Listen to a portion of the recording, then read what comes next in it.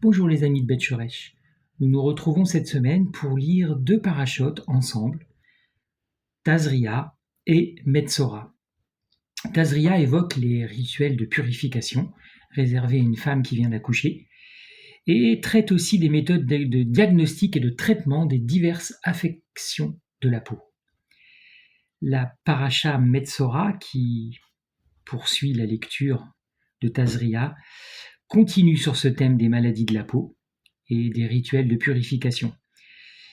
La paracha parle notamment de l'apparition et du traitement des champignons des moisissures dans la maison, ainsi que l'impureté rituelle qui résulte d'un contact avec les sécrétions des organes sexuels. Ce sont deux parachotes qui sont d'une certaine façon très parlantes. Lorsque je tourne cette vidéo, nous sommes au début de Yom HaShoah, la journée en mémoire de Shoah. Et vous savez que dans de nombreuses communautés, ce soir, il y a des commémorations. Peut-être vous avez reçu des invitations pour vous déplacer ou à distance, pour suivre à distance. Quel peut être le rapport entre la Shoah et les deux parashotes ? La Shoah est liée malheureusement à l'antisémitisme, et l'antisémitisme, avant de commencer dans les actes, a commencé dans le cœur et dans la parole. Et si vous connaissez bien la pensée juive, si vous êtes habitué à suivre les enseignements des sages, les enseignements des rabbins, si vous êtes en lien avec des communautés juives, messianiques ou non messianiques, vous savez qu'un des thèmes principaux de la pensée juive, c'est le fameux la lashon hara, un mot qui veut dire la mauvaise langue, la médisance. Et traditionnellement, depuis des siècles et des siècles, voire des millénaires, depuis que les parashotes existent, les sages d'Israël ont développé une pensée sur le lashon hara, notamment dans cette période des deux parashotes. Si vous prenez ces deux parashotes qui vont de Lévitique chapitre 12, verset 1 à Lévitique chapitre 15, verset 33, vous verrez que nous parlerons énormément des conséquences, d'une certaine façon, de la mauvaise langue. Pourquoi nous parlons de la mauvaise langue ? Metzora est composé de deux mots en hébreu. Motzi ram, qui veut dire sorti du mal. Et dans la pensée d'Israël, c'est clair, la lashon hara, c'est ce qui sort de la bouche, ce qui fait sortir de la bouche des mauvaises choses, sera puni de la lèpre. Alors, si vous lisez ces deux parashotes, vous verrez que certaines maladies, cette infection qui touche les maisons, les vêtements et la peau, c'est pas que la lèpre, parce que nous ne connaissons pas de maladie qui puisse toucher les trois choses. On appelle ça la tsarat. La tsarat, c'est lié au lashon hara, la mauvaise langue. Jérémie chapitre 9, verset 7 conforte cette pensée, puisque la médisance, la mauvaise langue, est comparée à une flèche. Et si vous lisez Proverbe 18, verset 21, vous apprendrez que la mort et la vie sont au pouvoir de la langue. Donc les parashotes que nous lisons cette semaine, il faut vraiment qu'on les étudie avec ce point fondamental dans ce temps de l'Homère. Où est-ce que j'en suis, moi, dans ma maîtrise de la langue ? Et je voudrais vous lire un passage du patriarche Yaakov, patriarche de la Keïla, l'ancien de la Keïla, celui qui dirigeait la grande Keïla de Jérusalem, qui a écrit une lettre et qui, d'une certaine façon, rappelle à la communauté du 1er siècle, dans sa lettre au chapitre 3, à partir du verset 6, il va parler de la langue. Et vous savez que l'antisémitisme qui a amené à la destruction de millions de personnes, la Shoah par balle ou la Shoah par gaz, c'est parti du cœur et ensuite de la langue. On n'en est pas arrivé à construire des camps du jour au lendemain, mais c'était devenu tellement banal, la nuit de cristal notamment, les massacres en Autriche, les paroles, puis ensuite les actes, qu'on en est arrivé à l'acte ultime de destruction. La langue aussi est un feu, verset 6, Jacques chapitre 3. Le monde du mal. La langue est installée parmi nos membres, elle qui souille le corps entier, qui embrase le cycle de la nature, qui est elle-même embrasée par la géhenne. Il n'est pas d'espèce aussi bien de bêtes fauves que d'oiseaux, aussi bien de reptiles que de poissons, que l'espèce humaine n'arrive à dompter. L'homme a autorité sur la nature. Quelquefois, il fait n'importe quoi, malheureusement. Et regardez bien le verset 8. Mais la langue, nul homme ne peut la dompter. Fléau fluctuant, plein d'un poison mortel. Voilà, avec cette notion de poison mortel, en Jacques chapitre 3, nous sommes complètement dans l'univers des parachutes de cette semaine. Avec elle, la langue, nous bénissons le Seigneur et Père. Avec elle aussi, nous maudissons les hommes qui sont à l'image de Dieu. De la même bouche sortent bénédiction et malédiction. Je vais relire parce que ça me concerne aussi, de ma bouche peuvent sortir des bénédictions et des malédictions. Voilà ce que Jacques dit à ses frères. Mes frères, il ne doit pas en être ainsi. Donc dans la communauté du 1er siècle, le Lachon Hara était présent. La mauvaise langue, le Lachon Kodesh, le Lachon Hara, ces deux extrêmes d'une certaine façon, étaient présents dans la vie des communautés. Mes frères, ne doit pas en être ainsi dans nos communautés. La source, verset 11, produit-elle le doux et l'amer par le même orifice ? Un figuier, mes frères, peut-il donner des olives, ou une vigne des figues ? Une source saline ne peut pas non plus donner d'eau douce. On voit les contradictions. Et ça, c'est un marqueur pour nous, dans notre vie individuelle, notre vie familiale ou notre vie de communauté. Ne sommes-nous pas toujours dans la contradiction ? Ne sommes-nous pas touchés par ces infamies, ce que vous avez lu dans les parachutes ? Des choses. Alors peut-être ça ne se voit pas sur notre peau, mais notre cœur est attaché, et notre langue est comme un virus. Qui est sage et intelligent parmi vous ? Qu'il tire de sa bonne conduite la preuve que la sagesse emprunte ses actes de douceur. Et avant de lire ces versets, Jacques, avant de les écrire, il a écrit aussi sur le bateau, il a comparé un être humain à un bateau, sachant que la langue était le gouvernail. Et c'est clair que quelquefois, le gouvernail mal dirigé nous emmène et on peut échouer sur la côte. Parce que notre langue, qui est le gouvernail, vous pouvez lire Jacques chapitre 3 en entier, peut nous amener dans les mauvais endroits. Donc, la question de la langue est fondamentale dans la pensée juive. Le Lachon Hara. Et vous savez que nous sommes dans une période d'études personnelles, d'introspection d'une certaine façon avec le temps de l'Homère. Et dans le temps de l'Homère, je vous conseille de replonger l'année dernière dans les vidéos de Beth Suresh, pas il y a 2 ans. Il y a 2 ans, j'avais fait des vidéos. On avait fait des vidéos ensemble du chapitre 1 au chapitre 3 de Pirkei Avot. Et l'année dernière, nous avons fait du chapitre 3, fin chapitre 3, jusqu'au dernier chapitre de Pirkei Avot. Je vous conseille d'aller dans les vidéos de l'année dernière qui ne sont pas dans la playlist. Donc vous devrez aller chercher dans d'autres vidéos et chercher Homère jour 43.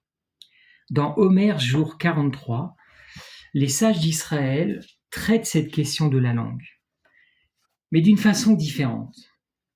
Parce que si on suit les enseignements des sages, nous voyons que la langue, et Jacques le répète, a un pouvoir extraordinaire dans notre vie. Construire, détruire. Jacques nous a rappelé les contradictions dans son chapitre 3. La langue peut devenir un feu, la langue peut être encourageante, mais elle peut être aussi destructrice. Lachon Kodesh, Lachon Hara. Donc, en tant que croyant, en tant que membre d'une communauté, la question se pose, est-ce que on ne doit jamais parler ? Est-ce que je dois faire attention à tout ce que je dis ?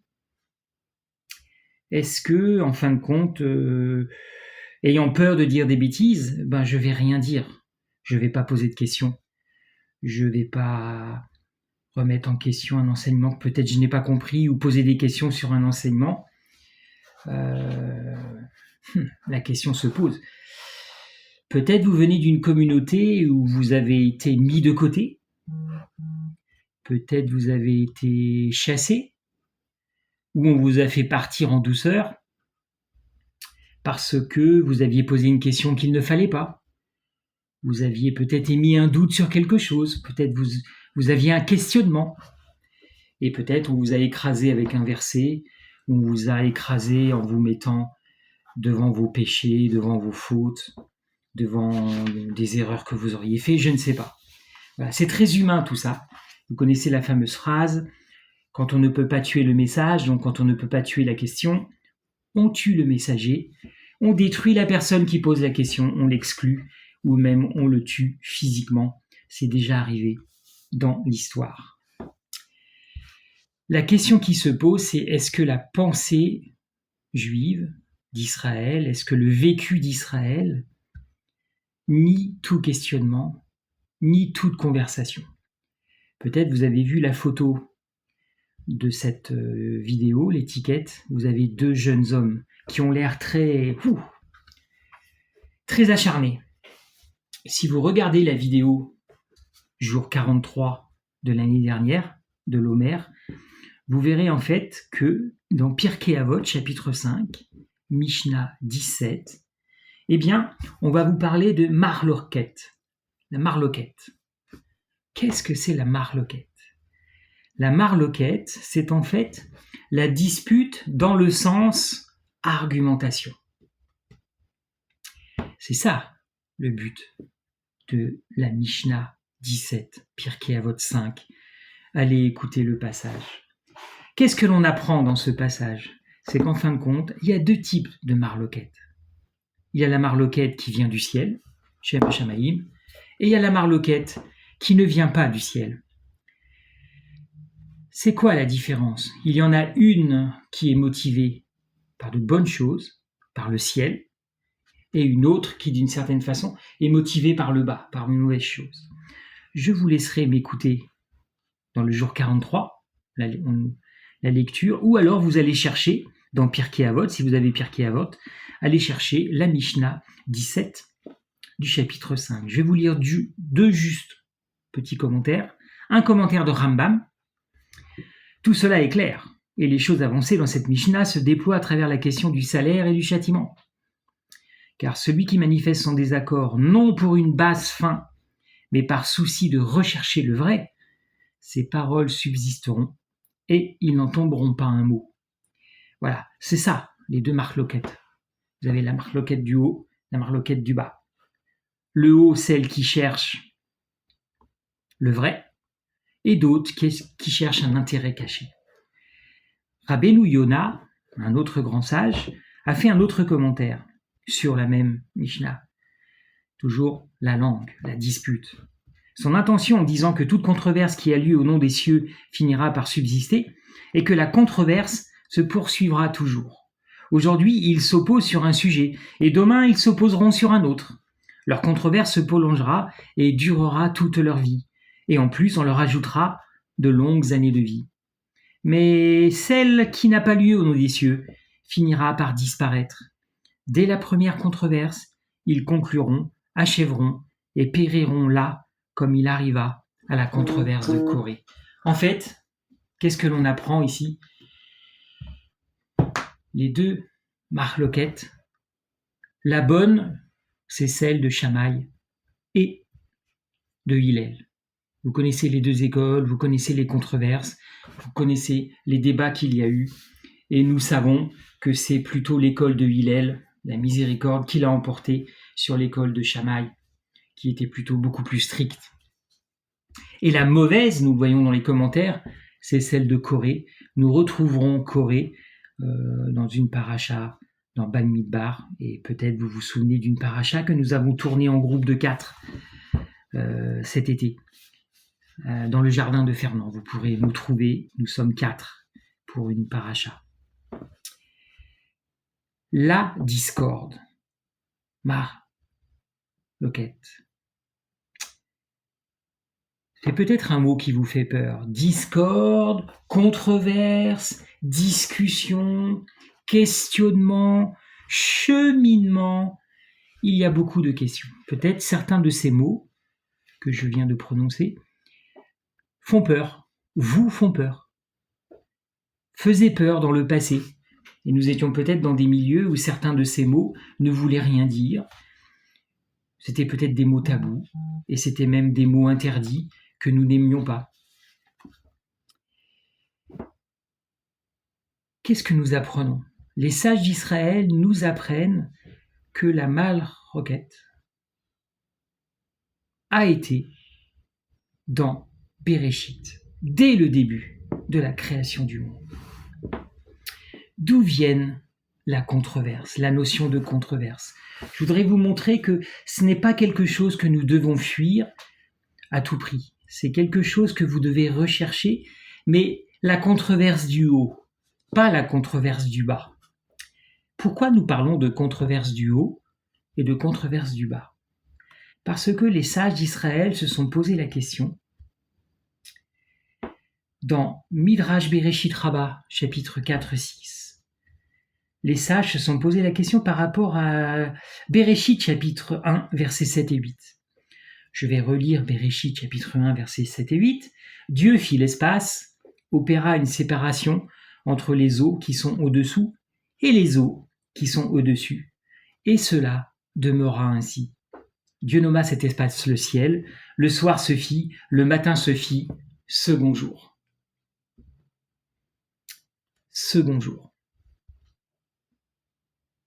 Pourquoi, et voilà la question des sages, dans Midrash Rabbah Bereshit, chapitre 4-6, pourquoi il n'est pas écrit dans la Torah « Dieu considéra que c'était bien ».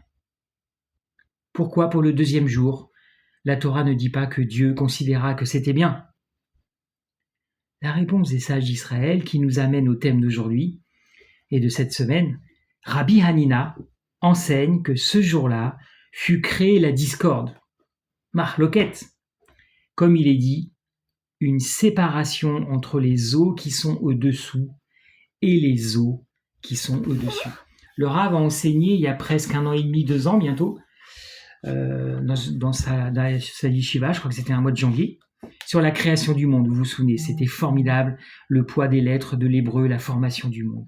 Ici, nous apprenons que la discorde, ou la différenciation, certains peuvent appeler ça différenciation, si vous n'aimez pas ce mot discorde en français, la marloquette, a été créée au deuxième jour. Et c'est ça en fait, c'est la séparation, c'est la différenciation. On a séparé et ça a donné les eaux d'en haut et les eaux d'en bas. Voilà d'où vient la discorde. Et vous comprenez mieux maintenant pourquoi nous avons choisi une vignette où on voit 2 personnes qui s'affrontent. Vous comprenez mieux maintenant le vécu de Jacques, le vécu des sages, le traité de Pirkei Avot. Pourquoi la discussion, la confrontation entre Hillel et Shammai sont fondamentales dans la pensée d'Israël, dans l'histoire d'Israël, et on en parle encore. On ne peut pas, et ça c'est un point peut-être révolutionnaire, on ne peut pas se développer si on évite Marloquette. C'est beaucoup plus facile d'être avec des gens qui sont comme nous, qui pensent comme nous, et qui vont nous confronter, qui ne vont jamais nous confronter. On aime ça. Peut-être au niveau individuel, on aime ça. Peut-être on vit dans une famille qui aime ça.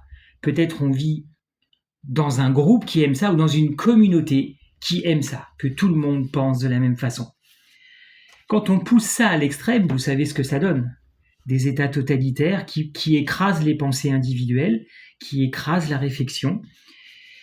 Et on peut le faire au nom de Dieu. On peut même le faire au nom d'Israël. On peut aimer Israël de tout son cœur et fuir cela, fuir la confrontation, refuser cet élément qui a été créé au deuxième jour. Et pourtant, si on aime Israël, très souvent, on admire les yeshivot, on aurait envie de vivre ça, d'être dans une yeshivot et de voir la ferveur des personnes qui étudient. Et certains, on parle beaucoup d'étudier avec un camarade d'études en face à face. Mais est-ce que dans notre vécu, on accepte ça, le face à face, la confrontation? Imiter Israël, c'est formidable. Vouloir être comme eux, c'est formidable. Mais il faut payer le prix jusqu'au bout. Et il va falloir introduire dans notre vécu cette dimension de mal, de marloquette. Et quelquefois, on ne veut pas. Donc en fait, on peut fuir cela tout en voulant imiter Israël. Eh bien, on a raté. On a raté dès le début, le jour 2 de la création, on a raté un élément de la création. où on peut diaboliser cet élément de la création. Et ça, l'homme est très très fort pour ça. C'est très important que nous recherchions, que je recherche, que vous recherchiez la confrontation. Je vais vous donner un autre exemple que les sages d'Israël ont mis en avant, l'importance de l'étude en binôme. Dans le traité Baba Metzia 84a, on met en avant une histoire qui nous montre combien c'est important de se forcer à rechercher la contradiction. Je ne sais pas comment ça se passe dans votre communauté. Je ne sais pas comment ça se passe quand vous étudiez, quand vous faites des commentaires. Si vous aimez les commentaires, si vous pouvez parler, si vous aimez parler, participer. Est-ce que vous vous sentez mal dès qu'il y a une controverse ? Le Rav Emmanuel Rodriguez a sorti il y a quelques jours, il y a 2 jours, dimanche soir, je crois, et ça a été publié pour la 2e fois dimanche soir, grâce à Rachid, une vidéo sur la halara. Je vous conseille de la réécouter. Avant, vous pouvez même vous arrêter de m'écouter maintenant, réécouter la halara ou inversement. À un moment donné, il a dit que nous avons besoin d'une autorité pour discuter des points halariques. Donc, c'est pas n'importe qui peut le faire. Il faut une autorité, il faut de la connaissance. On ne peut pas être dans la confrontation sans connaissance parce que ça devient ridicule. Et à ce moment-là, c'est des émotions. C'est une confrontation du bas, en fait. C'est ce que les sages anciennes, c'est que Corée aurait été influencé par sa femme, qui lui aurait dit « Regarde, Moshe t'a humilié parce qu'il a demandé à tous les Lévites de se raser de la tête aux pieds, et maintenant tu es rasé, il t'a humilié. » Et beaucoup de sages, beaucoup d'enseignants pensent que c'est la femme de Corée qui l'a poussé à se révolter. Corée, c'est la confrontation du bas. Nous, on doit devenir comme Hillel et Shammai, et d'autres personnes dans les évangiles dont nous pourrons parler, ou dans les lettres, ou dans la vie de Paul et de Jacques. C'est ça qu'on doit viser, mais pas Corée. On doit viser cela. Dans le traité Baba Metzia 84a, voilà ce que les sages racontent pour nous encourager et pour nous montrer que c'est grâce à la contradiction, grâce à cette recherche de la marloquette, que nous pouvons grandir. Si vous fuyez cela, vous allez vous bloquer, vous allez stagner. Je vais stagner, je vais bloquer. Et franchement, c'est pas toujours facile. Des fois, ça me dérange, ça peut m'empêcher de dormir, des fois, je me sens mal avec ça, mais j'en ai besoin. Écoutons le traité Baba Metzia 84a. Rabbi Shimon ben Lachish mourut, et Rabbi Yohanan, son compagnon d'études, s'en affligea beaucoup. Les rabbins se dirent « Qui enverrons-nous pour le consoler ?» Ils envoyèrent Rabbi Elazar ben Peda, dont le savoir était plein de finesse. Il avait la connaissance, il avait le savoir, il avait reçu l'autorité d'aller visiter Rabbi Yohanan. Exactement ce que a dit le Rav sur la halara. Si nous ne sommes pas là-dedans, ne nous lançons pas dans des controverses et des débats si on n'a pas d'autorité et pas de connaissance. Je continue. Rabbi Elazar s'assit face à Rabbi Yohanan et approuvait tout ce qu'il disait en citant un texte, appuyant chacun de ses propos. Rabbi Yohanan lui dit « Tu crois remplacer Ben Lachish ?» Regardez bien. Lorsque je disais quelque chose, il me faisait 24 objections, auxquelles je devais fournir 24 réponses, et nos échanges s'en retrouvaient féconds. Je vais relire cette phrase qui est un marqueur pour notre progression dans ce temps de l'Homère et dans notre vie spirituelle. Je répète, lorsque je disais quelque chose, il me faisait 24 objections, auxquelles je devais fournir 24 réponses, et nos échanges s'en retrouvaient féconds. Vous imaginez la connaissance qu'il faut avoir, l'humilité, pour pouvoir, pour un point de vue, une opinion, mettre 24 objections. Quand on est trop émotif, quand on a une mauvaise raison, quelque chose de caché, c'est difficile d'avoir 24 objections parce que c'est la controverse du bas. Mais quand on est dans la controverse du haut, je pense que c'est beaucoup plus facile. Et peut-être vous l'avez déjà vécu. Vous avez peut-être été cette semaine ou la semaine dernière dans la controverse du haut, évidemment vous en avez des objections. Et personne ne se tape dessus physiquement. Mais si vous étiez dans la controverse du bas, parce que vous défendiez quelque chose, et quelque chose qui n'était pas sain à la base, eh bien oui, quelquefois ce n'est pas facile de trouver 24 objections. Mais peut-être 24 émotions, ça ne fonctionne pas. Quel est le résultat de cet échange ? La fécondité. On grandit. On grandit, on grandit, on progresse. Et la fin de l'histoire du traité Baba Metzia, 84a, est terrible. Regardez ce qu'il dit, Rabbi Yohanan.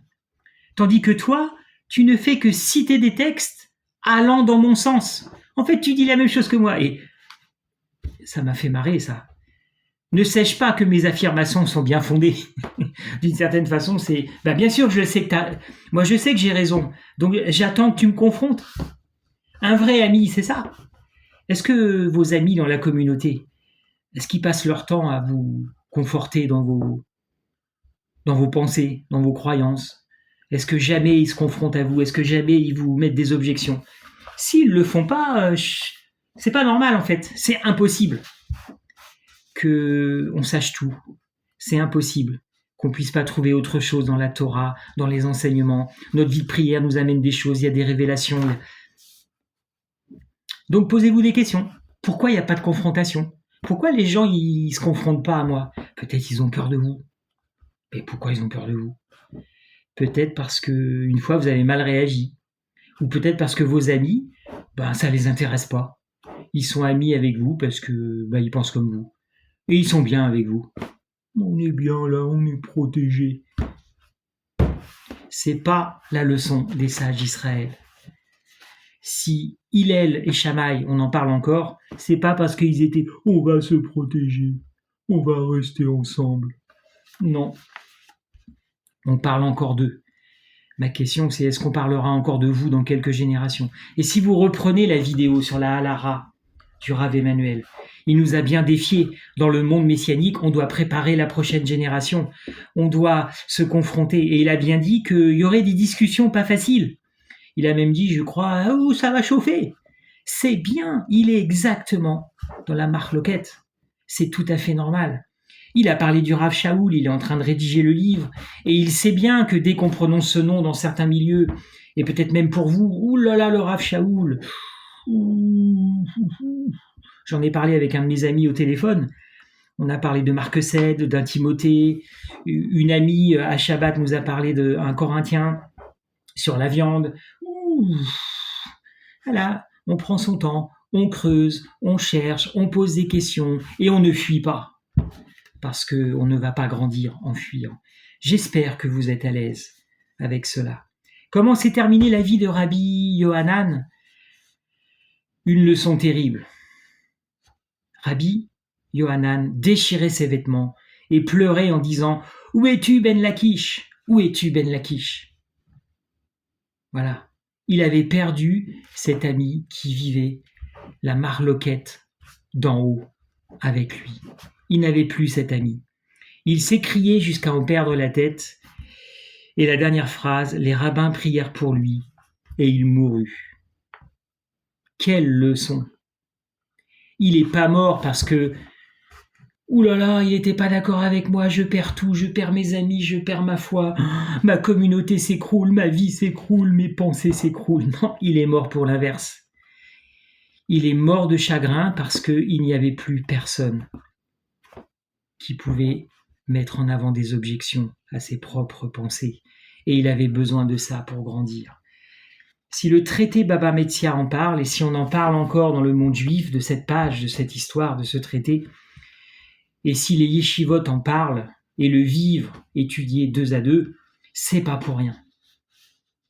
Je crois malheureusement que dans beaucoup de milieux, c'est quelque chose que l'on fuit. On fuit la confrontation, on fuit l'envie de la confrontation. Réfléchissons à cela. Ça fait partie de notre progression pendant le temps de l'Homère. La langue existe, on peut l'utiliser d'une bonne façon, comme nous le rappelle Jacques. En conclusion, j'ai développé une méditation sur Yeshua là-dessus. J'ai pensé déjà quand il était petit, vous pourrez lire dans un évangile, retrouver le passage quand il fuit ses parents et qu'il reste quelque temps avec les sages dans le temple. Euh, Est-ce que c'était une marloquette avec les sages? Est-ce qu'il y a eu une confrontation entre lui et sa mère? Vous connaissez le fameux passage où il disait « Mais j'étais là pour les œuvres de mon père », alors que sa famille n'avait peut-être pas encore compris, et eux parlaient de la famille, du respect, et lui parlait d'autre chose. Et puis, je pensais aussi dans la pensée de Pirkei Avot à la confrontation. C'est comme au début et à la fin d'ailleurs, c'est assez intéressant. La vie de Yeshua commence peut-être avec une marloquette dans le temple quand il fuit ses parents après une fête, et où il est en confrontation avec les grands sages d'Israël. Vous imaginez un enfant de 12 ans, 13 ans avec les grands sages. Et puis ça se termine quasiment avec une autre confrontation quand il est face au grand prêtre. Peut-être c'est une sorte de marloquette qui, selon les sages, vient d'en haut parce qu'elle ne s'arrête pas. Vous savez qu'il y a toujours des confrontations qui continuent. Si vous avez des amis dans la synagogue libérale ou orthodoxe ou autre, dans le monde juif pratiquant, vous savez que c'est pas facile de parler de Mashiach. Moi, j'ai des amis israéliens, ils comprenaient même pas quand je disais Yeshua. Ils me reprenaient toujours, mais non, tu parles de Yeshua. Voilà, même le mot Yeshua ne voulait rien dire pour eux. Ils n'avaient jamais entendu ce nom-là. Vous savez que Ésaïe 53, c'est pas évident. Il peut y avoir des discordes là-dessus, des discussions là-dessus. Jusqu'au 18e, 19e siècle, Ésaïe 53 est lu d'une façon claire comme parlant du Mashiach. Et puis, depuis une centaine d'années, 150 années, il y a une autre lecture d'Ésaïe 53 dans le monde juif. Beaucoup le lisent comme étant un parallèle sur Israël, pas le Mashiach. Voilà, et on pourrait abonder comme ça.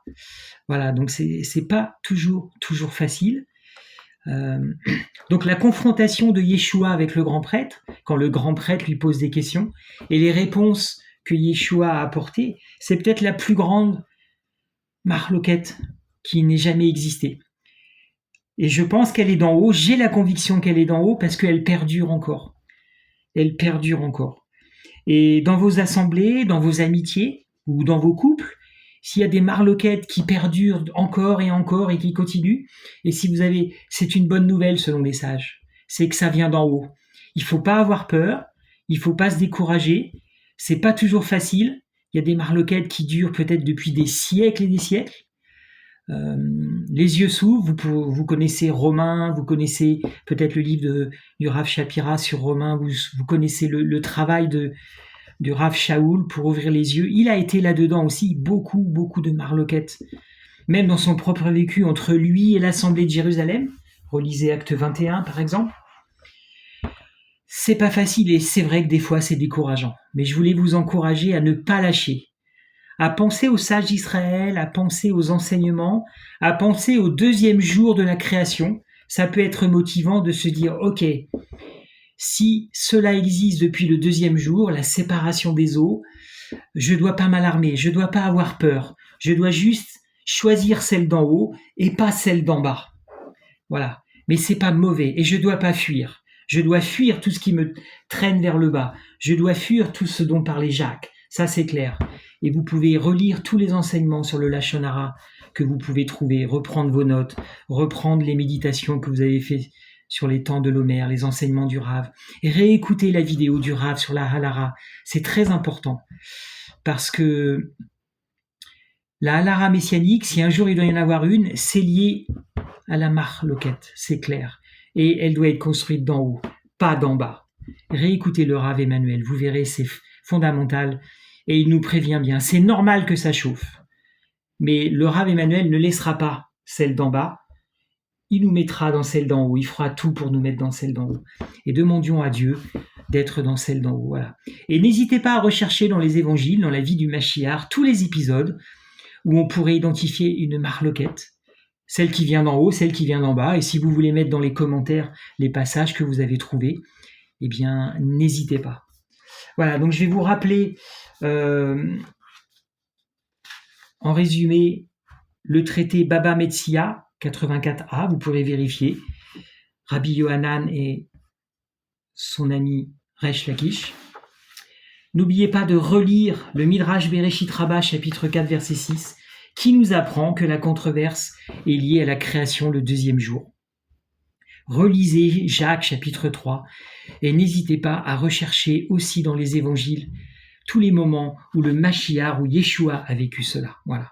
Et bien sûr, dans la vie de Paul et des apôtres. Voilà. Je vous remercie de m'avoir écouté. Et si vous commémorez Yom HaShoah, eh bien, n'oubliez pas que tout ce que vous allez commémorer, le souvenir des morts, ce qui s'est passé, eh bien, c'est lié aussi à ça, la langue, le cœur, la langue. Beaucoup de gens ont utilisé la radio, les discussions, les tribunes politiques pour massacrer par la parole Israël avant de passer dans les actes. Voilà, je vous souhaite une bonne semaine, une bonne lecture, une bonne commémoration de Yom HaShoah. Et à la semaine prochaine, les amis de Beth Shoresh.